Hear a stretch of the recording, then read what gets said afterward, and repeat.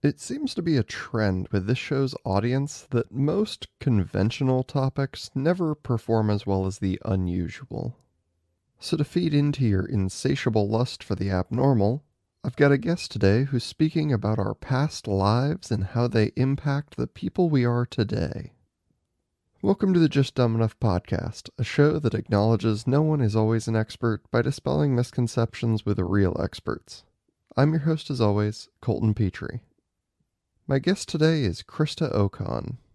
During some routine oral care, Christa found herself having visions of Adolf Hitler and Nazi Germany. She was understandably confused, frightened, and off-put by these intrusive memories. Over time, she came to understand that we as humans have an ability to tap into some highlights from the past lives we lived. You'll soon hear her description of how these seemingly unconnected people have far-reaching impact on you, even after their deaths. For long-time listeners, this isn't the first time reincarnation has come up, but it is most certainly the first to claim that we can access traits and memories from the other people we could have been. It's quite the thought process to engage in, and I highly recommend you come to it with an open mind. I'm not sure if this show needs to just lean into the more bizarre aspects of life as a human or not.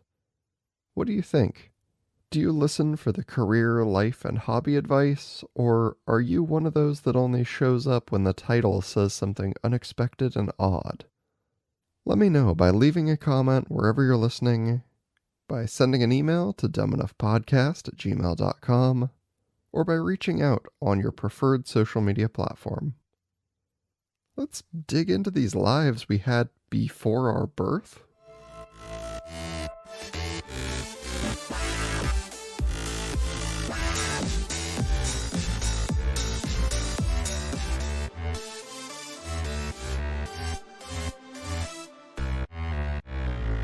Welcome to the show, Christa Okon. Thank you so much, Colton Petrie. Thank you for being on the show. Why don't you kind of give an introduction about yourself to the people listening? All right. Well, I am a 75-year-old attorney living in New Mexico at this time.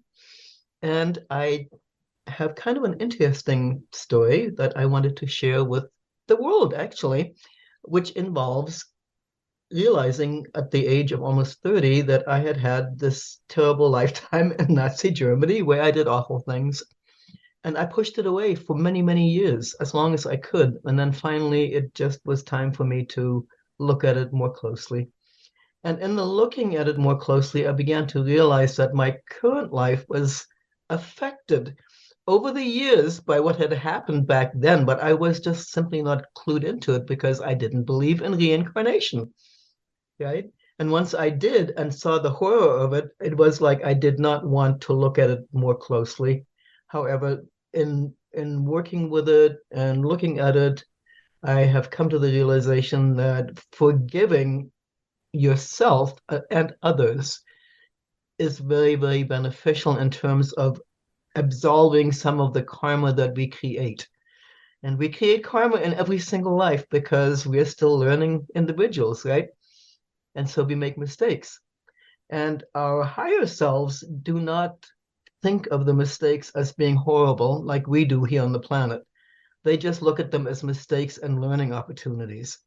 But for us in the middle of all of this, we think of them as the most terrible, awful things, not realizing that there are benefits to be gotten from even the greatest adversity. So you had said this all kind of came around at about 30?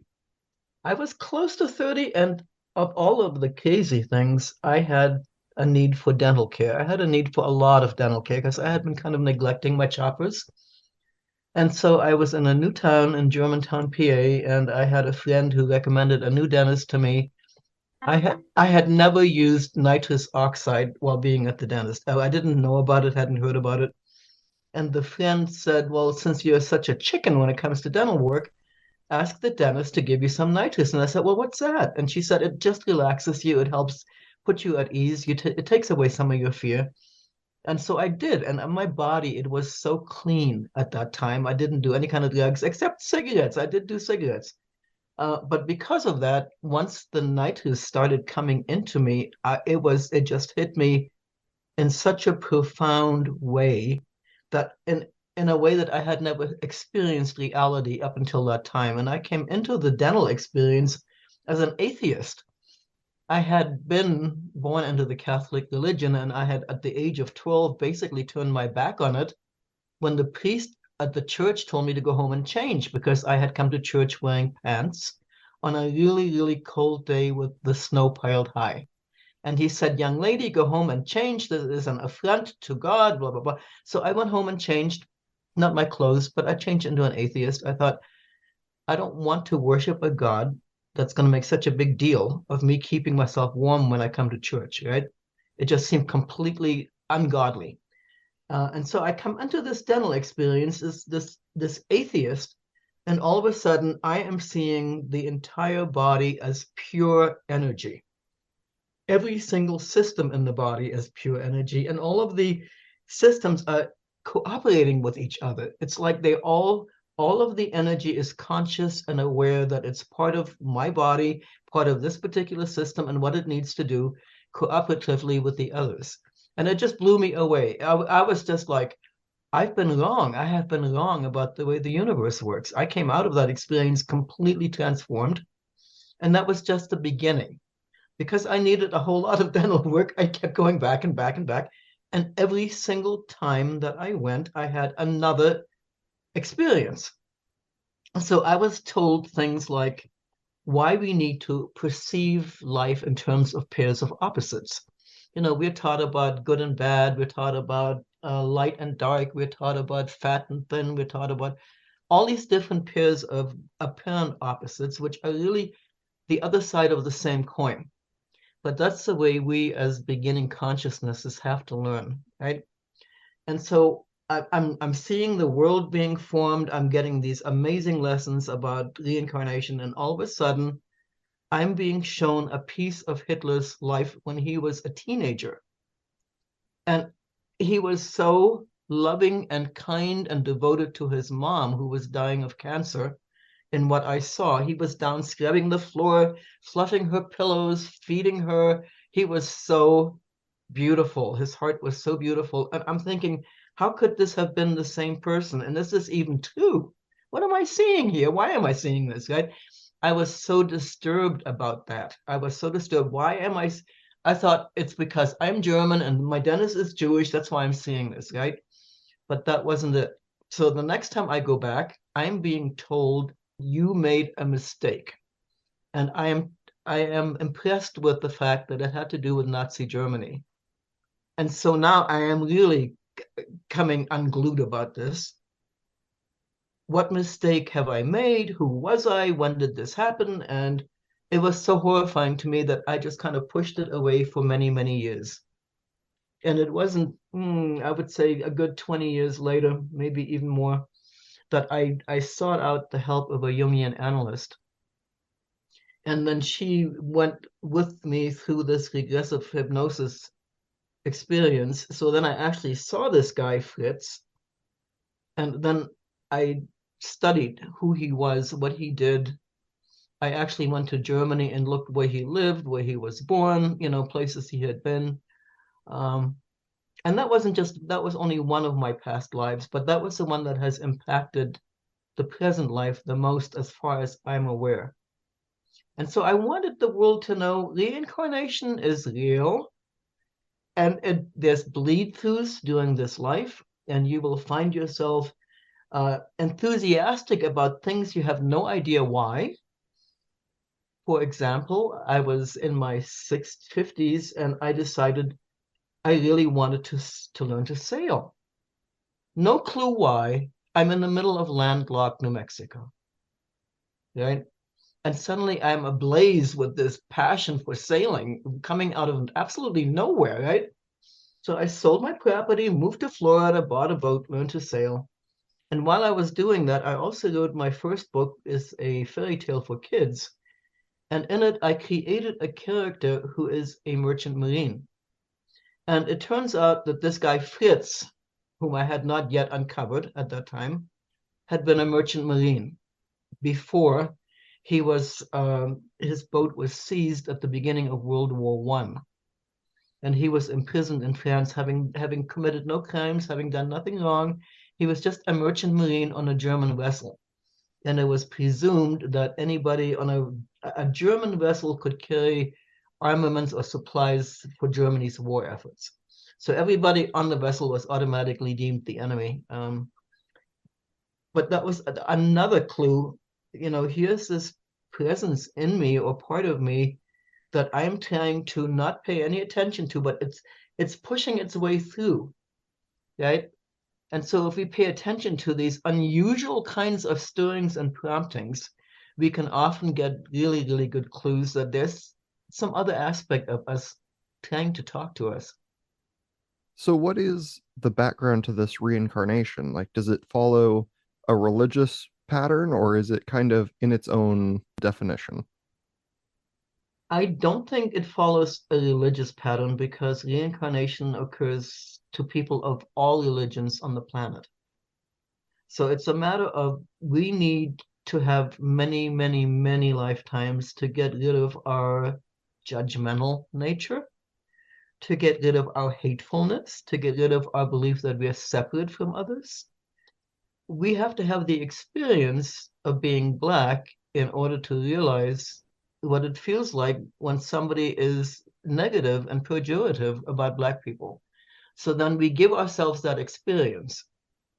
And we, there are so many areas in life where we fall short routinely that we just need to come back again and again and have that experience until we fully grasp what it means. So, other than going through, a spontaneous nitrous oxide depth into this, how do people kind of learn these things about themselves? Well, one of the ways is, of course, to pay attention to these unusual urges and stirrings in you. If you have never been a musician and suddenly you find yourself drawn to buying a violin, for example, you can be pretty sure that you have one of yourselves that is a fabulous musician, or you would not be prompted or pulled into that area. The easiest way really is if you pay attention to your dreams. You will see yourself in other lifetimes. You will see yourself in other kind of apparel from another lifetime, from another century. You will find yourself with problems that are unique to a certain people, or you will even find yourself speaking a foreign language comfortably. So if you pay attention to that, you will see yourself in other lifetimes. That's another way. So I went through regressive hypnosis with the Jungian analyst. That's another way. Okay. The nitrous, of course, was another way. And then there's people like Ram Dass and Timothy Leary, and they did it with LSD, right? Massive doses of LSD, and then they saw the infinite that way. There's so many ways to do it. There's so many ways to encourage it. And once I was standing at the kitchen sink early in the morning washing dishes. All of a sudden, I felt myself a 9-year-old boy sitting on a roof in London at the time of Queen Victoria's coronation. And I could feel the slate on the roof. I could smell the moist, pungent air. I heard the music of the approaching procession. And as this kid sitting up on the roof, I was so excited about this. But the whole thing lasted only 1 minute and then nothing else. I was not able to find out anything else about this boy. And he may very well have tumbled off the roof that day. It was pretty steep where he was perched. That might have been his last day, but that was a very interesting way for me to see another life. Then I also went to a master hypnotist who is no longer alive. He just died a couple of years ago, Dick Sutphen. He was very, very famous in the 70s, 80s, and 90s and wrote books. He took 100 of us down through regressive hypnosis in a ballroom in Houston in 1983. And I had gone expressly wanting to know, why am I moving around so much in this lifetime? I have moved more than 30 times, but born in Germany, moved to Canada, moved to the United States, lived in 8 different states, and frequent moves, and not knowing, why is this happening? Why is this? So this hypnotist told us at the beginning, I want you to focus on a relatively stress-free life, because there's so many of you here, that if one of you gets into some cataclysmic experience, I won't be able to help everybody. And so he starts to count us down. And then as the magic of his hypnosis started to work in me, I saw myself as a 15-year-old girl living in France in the 11th century. And this girl was married off to a man 20 years older than her. She had no say in the matter. He gave her 3 sons and then he died. And she was left with this enormous big farm. And she was the happiest, most blissful human being I have ever known. She was completely at ease with where she was in life. She didn't feel the need to go move to another place to find herself. No deep introspection. She was just so comfortable and happy with her life and so productive. So the hypnotist progressed us 5 years at a time. And so I got to see her last moment on earth, where she's in this bed looking at these beautiful windows that have floor to ceiling tapestries on them, which she herself had made when she was younger. And just leaving, with this feeling of satisfaction of a life well lived. So that was another experience that I saw a life. Interesting. Yeah, it seems like there's kind of a lot to read into. If you're like, oh, you have these frequent dreams, or if you go to see a therapist or a hypnotist, or if you do any of these things, it's kind of a lot to track down, I guess, for your average person. Well, the average person may not realize, may be living just on the surface of life. But if you go just a little bit deeper, and the experience that I had, my initial experience on a nitrous basically taught me that the way I'm seeing life with my eyes as solid objects is not accurate, right? It's really all energy. But our eyes deceive us, our senses deceive us, right? We come into these bodies and we are kind of like on the surface of life and not really looking beneath it. And if you really need to look beneath this to get the full flavor of life. Okay. And once you're in touch, assumably we have a lot of these. If you're reaching back to the 11th century, like, assumably there's a lot of these to go through. Is this the kind of thing where you find that spark of passion for something? Should you chase that for a moment, or is that like, if you chase all of these, you're going to be broke but full of hobbies? I have a good example of that, Colton, and one of them was it was about 15 years ago, and I went into a piano store. I love the sound of a piano. And I went to get a keyboard, an electronic keyboard for about $1,000, but instead they were out of keyboards. They didn't have the electronic keyboards, but there was this young man, and he said, "Would you like for me to let you listen to how this piano over here sounds?" And he went to this concert grand. It was an enormous piano. And he sat down and he played Boogie Woogie. And I mean, he just blew me away. It was so marvelous. I had to have that piano, but I wasn't a pianist, right? So the piano arrives. I take piano lessons for 6 months, and I completely convince myself that I have no aptitude for playing the piano. But in the meantime, I have bought this exquisite instrument, right, which my friends now can come and play. There was another example of the boat, my yearning to learn how to sail and not knowing where it came from. But I followed up on it. I went and I bought the boat and I learned to sail. And here it is, Fritz, this Nazi self, whose primary passion in life was sailing. And I didn't know that at the time. I just followed this guidance that I was receiving.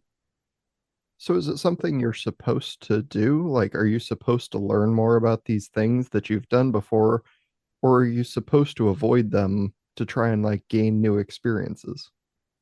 It's a little of each, really. I'm not sure that it was imperative that I buy a boat and go off sailing. I mean, I did this twice. First, I did it in 95, and I just learned how to sail the boat. But then in 2018, I really got serious about this. I bought a boat to live on. And so then I bought this boat and I sailed it to the Caribbean from Florida, and lived on the boat in the Caribbean. And my friends were aghast. I mean, they were just appalled. And they tried to talk me out of it. How can you do this? Blah, blah, blah. They really went to great length to discourage me. And I felt compelled almost that I had to do this. So to the degree that it calls you to do, I would listen to that. And if it's not going to destroy you, if it's not going to harm you, then I would follow up on it and see where it takes you. I mean, the importance of my knowing about that life in Nazi Germany is not so that I could become a better sailor. It's so that I could be more mindful when I engage in prejudicial thinking. So it's helpful to see these other selves and see how they're affecting you. Kind of a deeper look to identify and understand some life lessons without having to live that life again. That's exactly right. To the degree that you're able to benefit from other selves, it is good to be able to identify them. And eventually we will all be able to identify our other lifetimes. It'll happen. And more people are rising into this consciousness as time goes on. But you have to at least acknowledge the possibility that these other lifetimes exist, or you will just discount anything that you get that suggests them to you. Right? You'll just blow it off. You'll say, oh, I don't know what that was about. I mean, that doesn't make any sense to me. Like this feeling of deja vu, right? If you have been walking down a boulevard in Paris and you say to yourself, oh my God, this feels so familiar. When did I do this before? That's another clue. And then I was born unable to breathe. I had scarlet fever. I had to spend a year in the hospital right after I was born. And I mean, I didn't realize, of course, I didn't realize what that was tied to. But I was conceived 3 weeks after Fritz was hung, and it left an impression.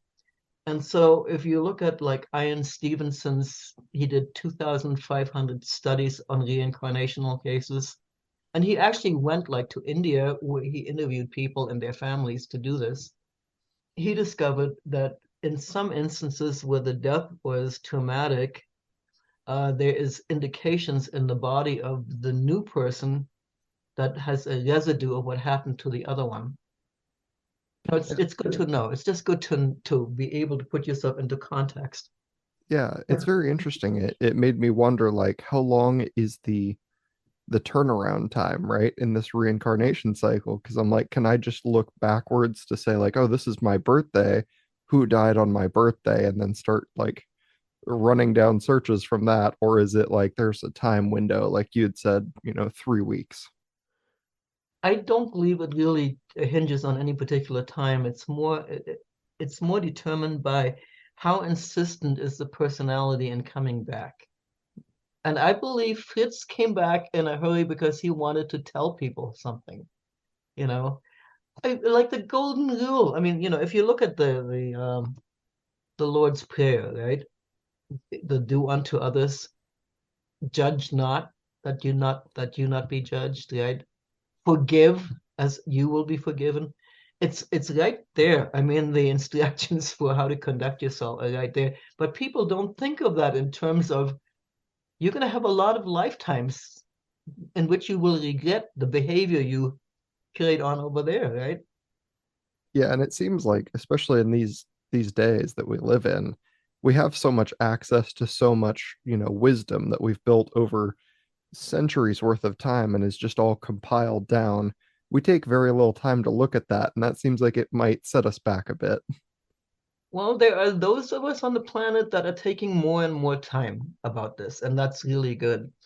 Back in the 1970s, I came upon the writings of Jane Roberts, and she channeled somebody called Seth, S-E-T-H. To me, it's the most profound teachings on the planet because Seth was teaching even back then, your thoughts create your reality. And that was so liberating to me. How does this happen that my thoughts are creating my, well, it's because of the law of attraction. What you focus on, you bring towards you. And then I wanted to experiment. Well, how does this work? And so I was in the process of creating an employment agency for insurance personnel, and I had no knowledge as to what the insurance personnel did. I don't know why I was attracted to that, but I decided I would do this, right? So I spent enormous hours stretched out on my sofa, imagining employment agency, no, not employment, the insurance company personnel managers calling me with job openings. The phone is ringing off the hook. I'm imagining applicants going on interviews. I'm imagining checks coming into my bank account. I'm imagining splendidly huge quantities of hours. But my personality, I was so shy and introverted. For me to pick up the phone and make a single call, I had to encourage myself with 3 cigarettes and half a cup of coffee. Oh, that was like, if you can do this, you can have the cigarettes. So that it took me up until the end of my second year, Colton, before I realized you have to combine the imaginings with the physical undertaking. And once you have that in harmony and you're doing both, drawing to yourself with your mind and the actual follow up with your activity, then it clicks. So in my third year, it finally took off. And that's just one example of putting to work the amazing teachings of Seth. Very interesting. And it kind of makes me think of, as you were talking about karma earlier, when most people think like if you put bad out, you get bad back, right? I have an example of that. I mean, my life has had examples of instant karma. And one of the stories is I hooked up with this gentleman who had recently been married and regretfully so, and he wanted to get away from this wife. It was his fifth wife, wife number five. And he had bought a Cadillac that he was in the process of paying off for her. And he had given her a very expensive diamond ring. And he told me she can keep the diamond ring, but she is not keeping this car because I still have $9,000 in payments. So we're going to take this car. And he didn't ask her, he didn't tell her, he just exchanged cars. And then he intended for me to drive that car.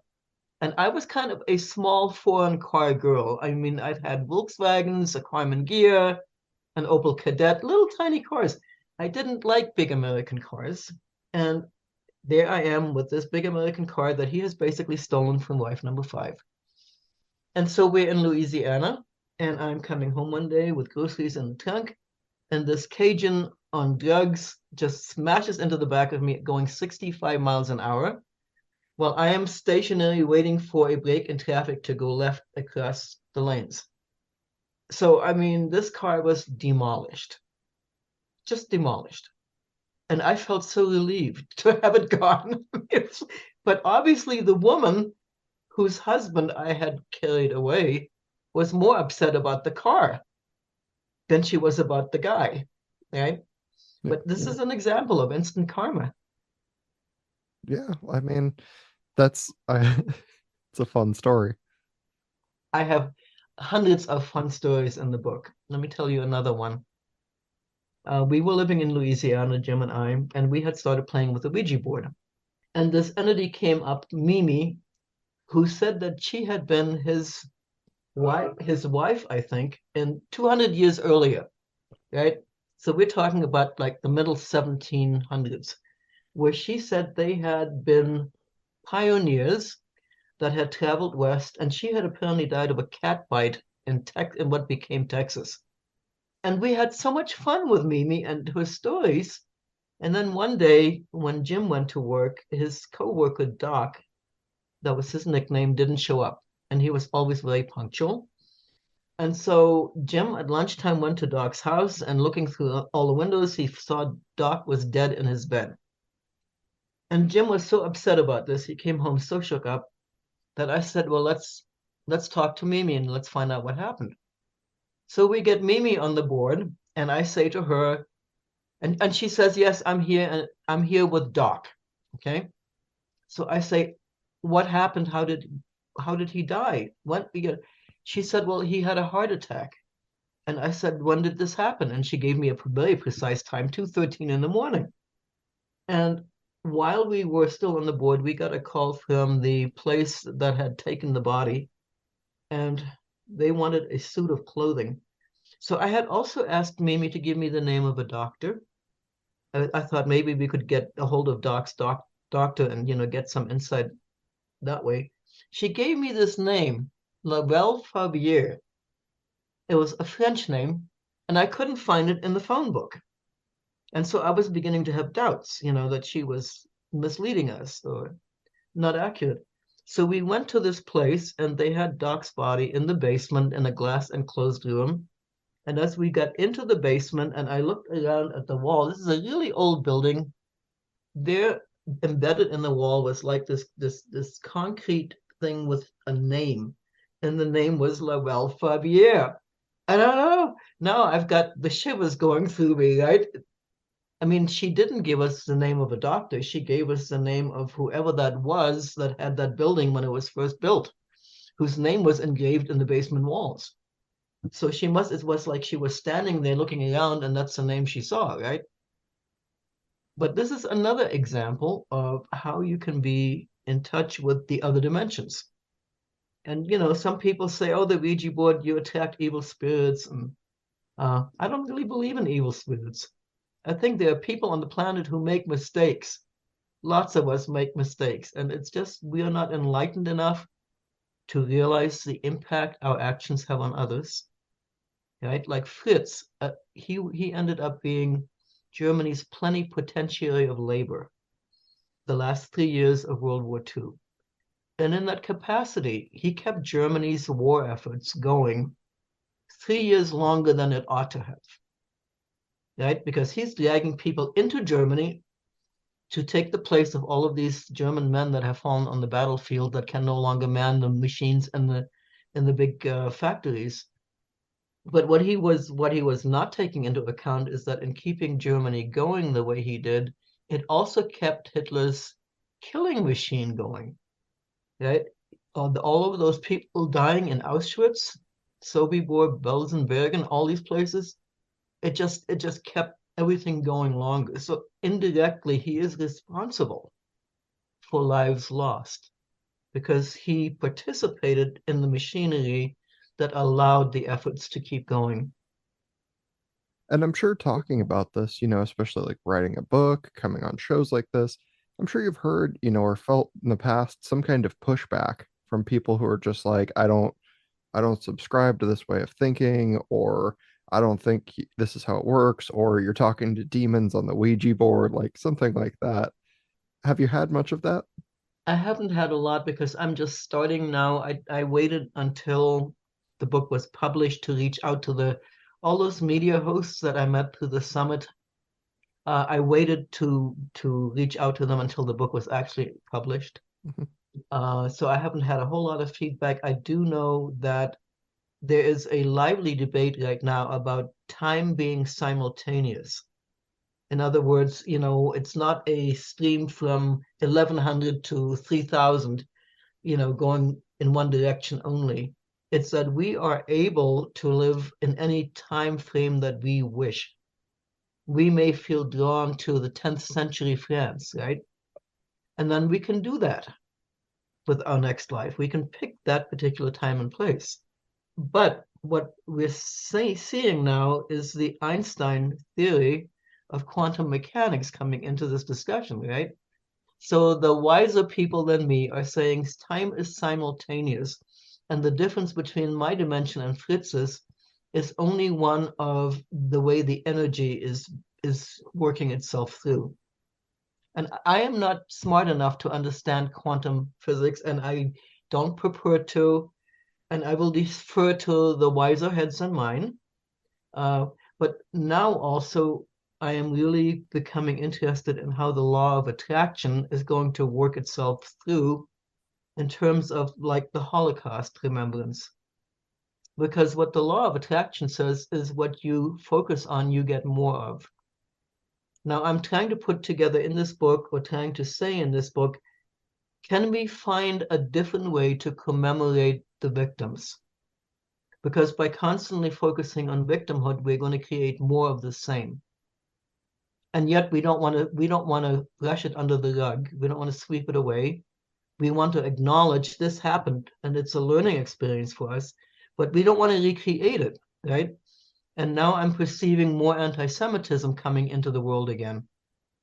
And how do we deal with this? How do we look at that? How do we work with that? How can we eliminate some of this? Right? We have to be mindful of how our thoughts create our realities in order to be able to affect a change, a meaningful change here. No, I think that's very interesting. Is there any kind of tips that you give, in talking to people or in doing any of these other interviews where you're like, these are the kind of things I would focus on, like your passions or your drives or just any kinds of tips like that?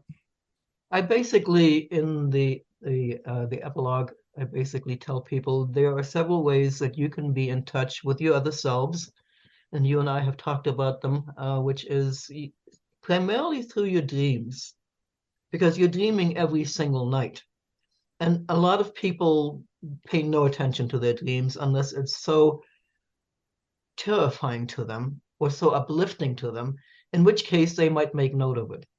But if you make a study of your dreams, you will see yourself in other lifetimes. You will also have precognitive dreams in which you will see the future.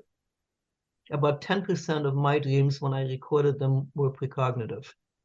And that seems to be about average. So dreaming, I think, is probably the easiest way for anybody to see themselves in other lifetimes. Hypnosis is a little bit more proactive because you're getting somebody else involved. And then there is meditation. You can meditate and see yourself in these other lifetimes. When you read a book and you feel really excited or drawn to a particular time frame, you can see yourself that way also.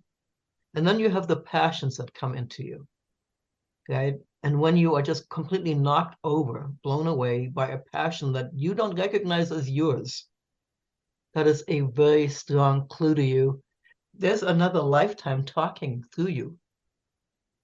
Very interesting. Well, I hope people kind of look into this, and I've appreciated having you on the show. I wanted to make sure that we talk about your book and what it's called and where people can find it if they're looking for more. It is called It Takes Many Lifetimes from Nazi to Empath. And it is on Amazon. It is available in softcover, hardcover, ebook. It's even available as a Kindle Unlimited, which means that you can read to your heart's content without paying for it. And I would encourage everyone who's interested in the topic to avail themselves of this wonderful book. Yes, absolutely. And if they do pick it up and if you enjoy this book, I always tell people, please just take a moment of your time. It's just going to take a minute, maybe, to leave a good review because that helps promote authors like yourself up higher where more people get to see you. That is so sweet of you, but I would say it takes a little bit more than a moment because first you have to get into Amazon, then you have to find the book, then you have to go to the place where it tells you where you can leave the review.